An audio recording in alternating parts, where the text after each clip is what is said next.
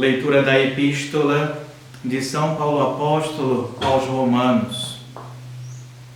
Irmãos, nós temos dons diferentes segundo a graça que nos foi dada, ou de profecia, segundo a medida da fé, ou chamado ao ministério para aplicar-se a isso, ou o dom de ensinar para o que ensina, ou de admoestar para o que exorta, para o que distribui a simplicidade, para o que preside a solicitude, para o que exercita as obras de misericórdia, a alegria.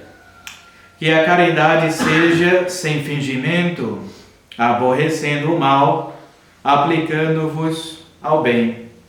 Amai-vos reciprocamente com amor fraternal. Honrai-vos uns aos outros, por vosso zelo, evitai a preguiça. Sede fervorosos de espírito, servir ao Senhor. Alegrai-vos na esperança, sede pacientes na tribulação, perseverantes na oração, prontos a socorrer as necessidades dos santos, diligentes em exercer a hospitalidade. Abençoai aos que vos perseguem, abençoai-os e não praguejeis contra eles. Alegrai-vos com os que se alegram, chorai com os que choram. Conformai-vos todos no mesmo modo de pensar, não aspirando ao que é elevado, mas acomodando-vos com o que é humilde. Seguido do Santo Evangelho segundo São João, naquele tempo celebraram-se umas núpcias em Caná de Galileia, e estava ali a mãe de Jesus. E foi também convidado Jesus e os seus discípulos às bodas. E faltando vinho, a mãe de Jesus lhe disse: eles não têm vinho. E Jesus lhe respondeu: mulher, que tenho eu e tu com isso? A minha hora ainda não chegou. Disse a mãe aos que serviam: fazei tudo o que ele vos disser. Ora, estavam aí 6 talhas de pedra postas para servirem às purificações dos judeus, em cada uma das quais cabiam 2 ou 3 medidas. Jesus lhes disse: enchei de água estas talhas, e encheram-nas até em cima. Então lhes disse Jesus: tirai agora e levai ao mestre-sala. E eles lhes levaram. Mas assim que o mestre-sala provou a água, mudada em vinho, como não sabia de onde era, ainda que o sabiam os serventes que haviam tirado a água, chamou ao esposo e disse-lhe: todo homem põe primeiro o bom vinho, e depois de terem bebido bem, então apresenta o que é inferior. Tu, porém, tiveste o bom vinho guardado até agora. Este foi o primeiro dos milagres que fez Jesus, estando em Caná de Galileia. E assim manifestou a sua glória, e os seus discípulos creram nele. Ave Maria, cheia de graça, o Senhor é convosco. Bendita sois vós entre as mulheres, e bendito é o fruto do vosso ventre, Jesus. Santa Maria, Mãe de Deus, rogai por nós, pecadores, agora e na hora de nossa morte. Amém. Louvado seja nosso Senhor Jesus Cristo. Para sempre seja louvado. Em nome do Padre, do Filho e do Espírito Santo. Amém. Podem sentar-se. Algumas breves palavras sobre a Santa Missa de hoje. Então, segundo domingo após a Epifania, a manifestação, o aparecimento de Nosso Senhor, nascimento mesmo que miraculoso. E hoje temos o Evangelho das bodas, bodas de Caná. Evangelho famoso, conhecido de todos, onde Nosso Senhor transforma, pois, a água em vinho, vindo a faltar, porque durante essas festas matrimoniais dos judeus, o casamento, as bodas, durava semanas. Então o pessoal comia, bebia, não? E depois, né, Nossa Senhora percebe que o vinho, né, estava acabando, ou seja, a festa também por conseguinte ia acabar, né?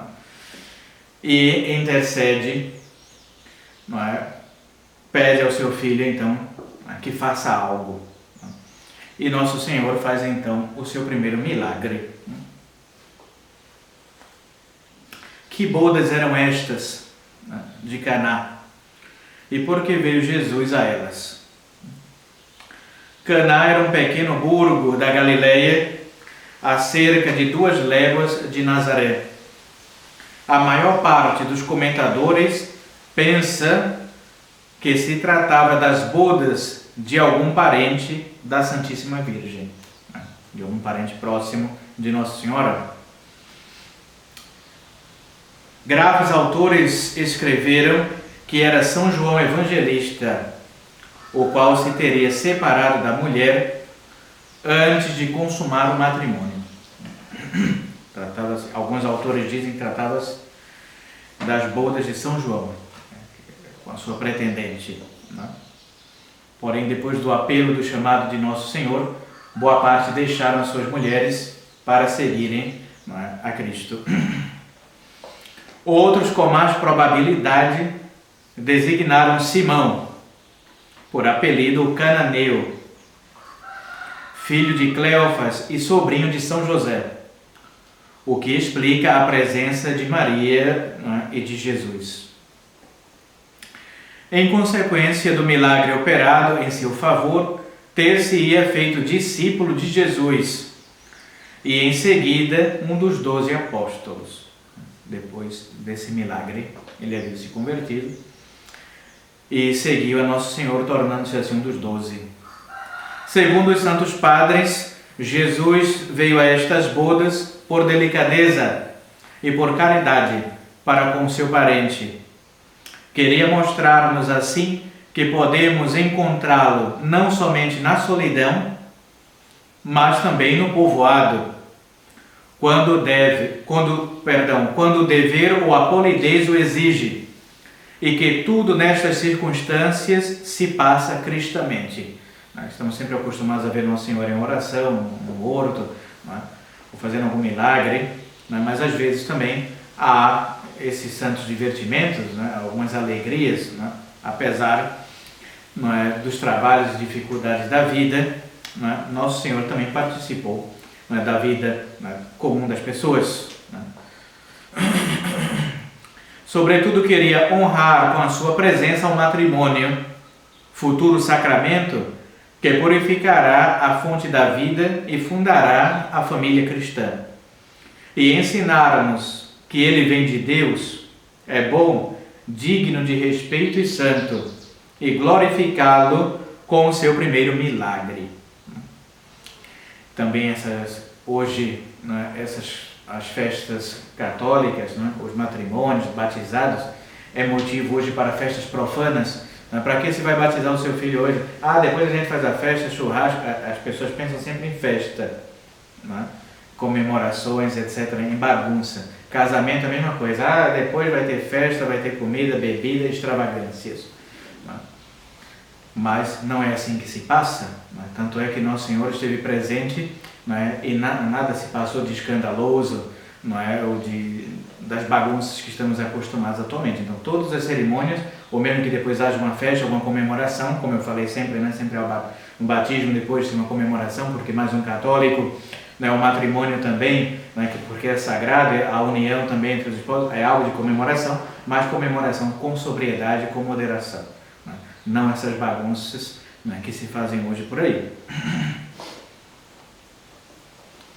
Felizes os cristãos que têm o cuidado de convidar a Jesus e Maria para as suas bodas. Então, convidar Jesus e Maria. E não fazer algo de mundano ou algo não católico. Como, por exemplo, os casamentos hoje é simplesmente um contrato civil e depois bebedeira, bagunça, e não tem nada de santo, de católico, nada a ver com o que ensinou Nosso Senhor. Ou simplesmente as pessoas vivem amasiadas, vivem juntas, e isso já basta, sem a bênção de Deus, sem a recepção do sacramento.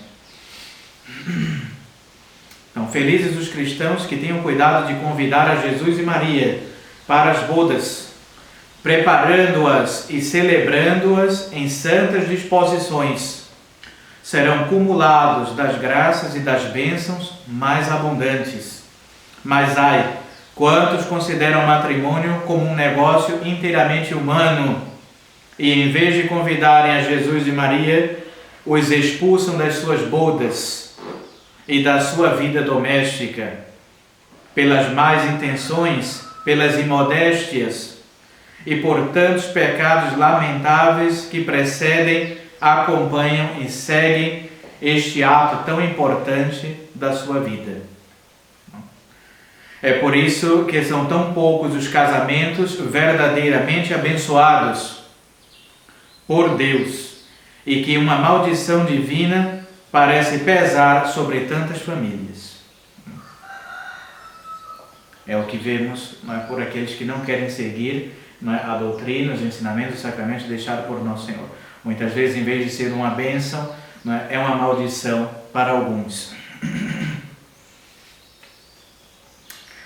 Então, Nossa Senhora se apressa, não é, e diz a Nosso Senhor que o vinho acabou. E o que Nosso Senhor responde então à Santíssima Virgem? Quid mihi et tibi mulier, non venit hora mea. O que isso tem a ver, não é, comigo e convosco, mulher? Não sabeis que a minha hora não chegou? Responde Nosso Senhor. Mulher, que queres tu? Que me pedes? Que há de ti a mim? A minha hora ainda não chegou, disse Nosso Senhor. Esta resposta parece bem extraordinária e até um pouco áspera nos seus termos. Mas quem poderia dizer com que doçura e respeito foi proferida por Nosso Senhor? Na realidade, é sublime e divina, como a que lemos no domingo anterior. Quid est quod me querebatis, não é? Porque me procuravas, não é? Não sabeis vós que estava me ocupando das coisas de meu Pai, não é? Quando Nosso Senhor, não é, ficou no templo entre os doutores da lei. Não é? Nosso Senhor dá essa resposta também, não é, a Nossa Senhora. É como se Jesus dissesse, mulher, ou segundo alguns intérpretes, Senhora, tu és certamente minha mãe, segundo a carne, mas não sabes que, sendo eu Deus e Filho de Deus, devo obedecer a meu Pai e não apressar as horas fixadas por Ele? Aqui, como no domingo precedente, Nosso Senhor quer ensinar-nos, principalmente a nós, seus sacerdotes, seus lugartenentes, que para os deveres e as obras do nosso ministério sagrado não havemos de tomar conselho da carne e do sangue, mas guiar-nos sempre por motivos sobrenaturais, seguir em tudo o agrado de Deus e procurar somente a sua glória. Então Nosso Senhor estava esperando um tempo determinado ou fixado, não é, por Deus. Nosso Senhor começa o seu ministério a partir dos 30 anos de idade, duram 3 anos, que ele morre com 33 anos, não é? Depois ressuscita gloriosamente. Porém, esses milagres, não é, estavam reservados, digamos assim, para esse tempo, não é, de quando começa de fato, não é, o apostolado de Nosso Senhor. Porém, Nossa Senhora, não é, vendo naquela hora, naquele momento, não é, que havia essa dificuldade humana, não é, pede a Nosso Senhor, não é, e ele obedece, mesmo sabendo, não é, que claro, a obediência deveria ser primeiro a Deus, porém como a sua mãe pediu, não é, ele assim o fez. E é daí que nós sempre recomendamos, não é, a devoção mariana, graças a essa passagem, não é? Todas as vezes que a mãe pede, não é, o filho fica meio que obrigado a fazer, mesmo ele sendo Deus, não é? O menino Jesus obedecia e se submetia em tudo, não é, aos seus pais, sobretudo a Santíssima Virgem. Então tudo que nós pedirmos, não é, a Santíssima Virgem, ela leva para o seu filho e Nosso Senhor com certeza, não é, ouvirá a sua mãe em nosso favor. Jesus quer ainda mostrar-nos o poder de intercessão que desde então quis confiar à sua Santa Mãe em nosso favor, pois que assim há um simples desejo dela, antecipa a hora e opera o seu primeiro milagre. Maria, por sua vez, compreende tão perfeitamente esta intenção de Nosso Senhor, apesar de não a ter exprimido, que chama imediatamente os servos e com admirável confiança lhes diz que cumpram as ordens de seu filho e façam tudo quanto lhes mandar. Dixit mater eius ministris, quodicumque dixerit vobis, facite. Disse a mãe aos ministros: tudo que ele vos disser, o façais.